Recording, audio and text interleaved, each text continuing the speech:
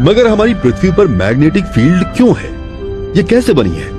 इसका जवाब पृथ्वी की गहराइयों में छिपा हुआ है।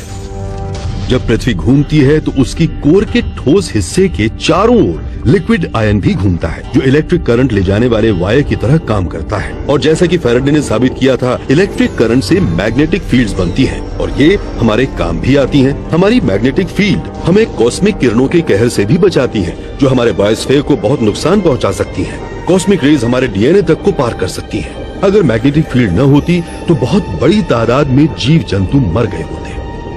किस्मत से इनमें से ज्यादातर cosmic rays Van Allen belts में उलझकर रुक जाती हैं। डोनट के आकार की ये जोन हमारी पृथ्वी की मैग्नेटिक फील्ड के चार्ज पार्टिकल से बनती है। The magnetic field is like a protective shield around Earth, created by iron and nickel deep inside the planet. It helps with things like the northern lights, using compasses, and protecting us from solar winds and space radiation. Interestingly, birds can see the magnetic field and use it to find their way over long distances. The magnetic field is flipped 183 times over the last 83 million years, which usually happens about every 450,000 years. The last flip was 780,000 years ago, so we might be due for another one soon.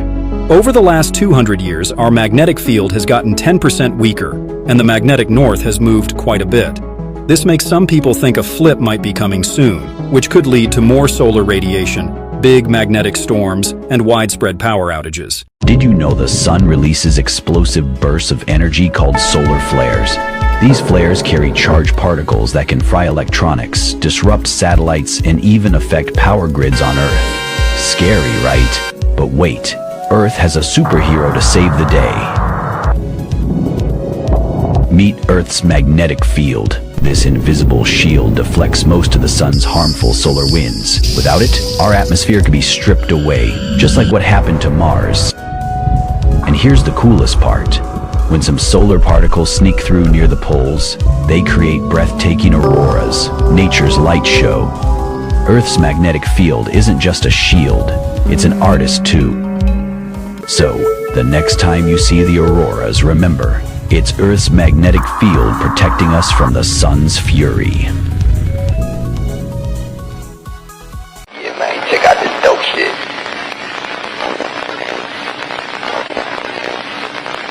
Like, yeah.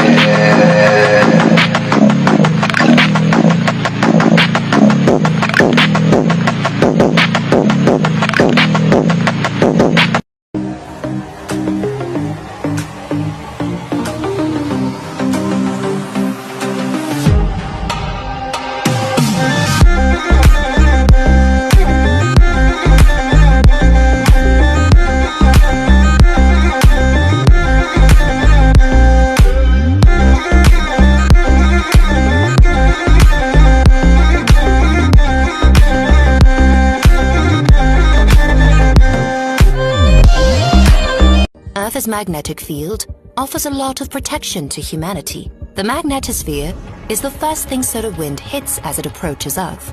Plasma surrounds the Earth's atmosphere, which is composed of electrons and ions. The planet's magnetic field dominates the atmosphere. Solar wind transfers mass, energy, and momentum into the magnetosphere when it hits it. The magnetosphere can absorb most of the energy from the solar wind daily. While strong storms can overload the system, they can also transfer excess energy to the upper layers of the Earth's atmosphere near the poles. Auroras are the result of this redirection of energy to the poles, but they can also cause changes in the upper atmosphere that can harm space assets.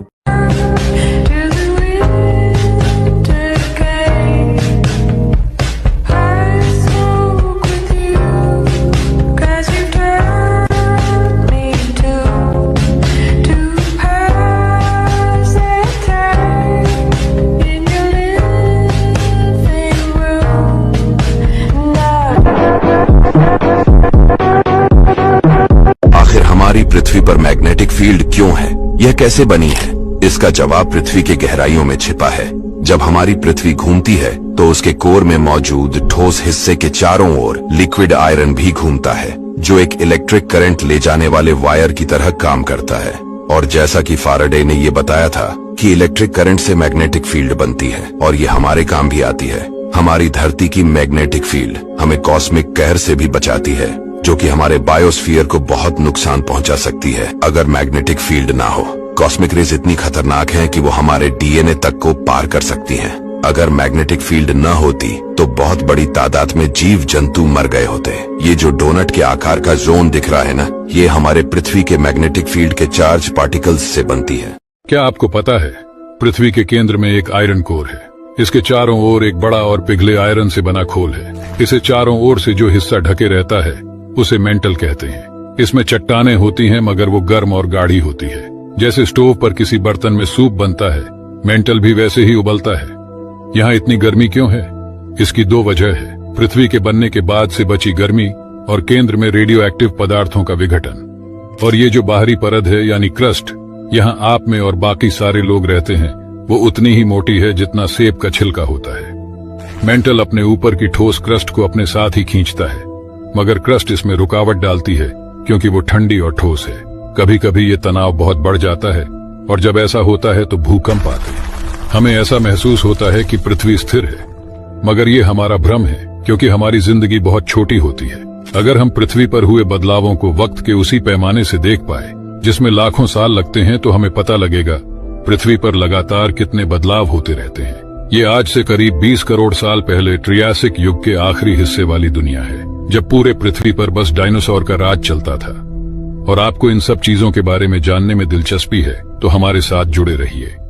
क्या होगा अगर पृथ्वी का magnetic field गायब हो जाए? Magnetic field हमें हानिकारक sunlight से बचाता है, और अगर यह गायब हो जाए तो हमें तुरंत इसका एहसास नहीं होगा, लेकिन थोड़े समय बाद पृथ्वी पर सोलर पार्टिकल्स बरसने लगेंगे। शुरुआत में यह एनर्जी ग्रिड्स और सैटेलाइट को नष्ट कर देगा, और साथ ही पृथ्वी पर मौजूद सभी जीवों को कैंसर पैदा करने वाले पराबैंगनी किरणों के संपर्क में ला देगा। कंपास काम करना बंद कर देगा, और हर रात हमें पृथ्वी पर लगभग हर जगह सुंदर अरोरा देखने को मिलेगा। और बहुत समय बाद यह वातावरण को भी खत्म कर सकता है, जिससे पृथ्वी पर जीवन मुश्किल हो जाएगा और पृथ्वी मंगल ग्रह की तरह वीरान और बंजर बन जाएगी।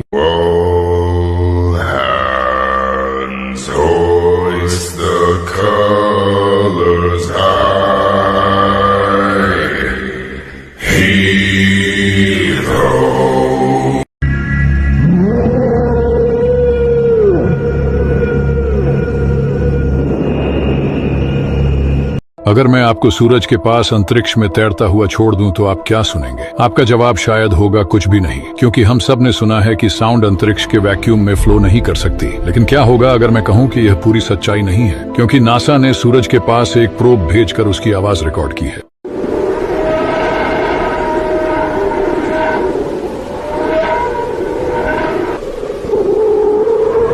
जो आवाज अभी आप सुन रहे हैं वो सोलर विंड की वजह से है, जो सूरज से निकलकर बेहद तेज गति से अंतरिक्ष में फैल रहे हैं।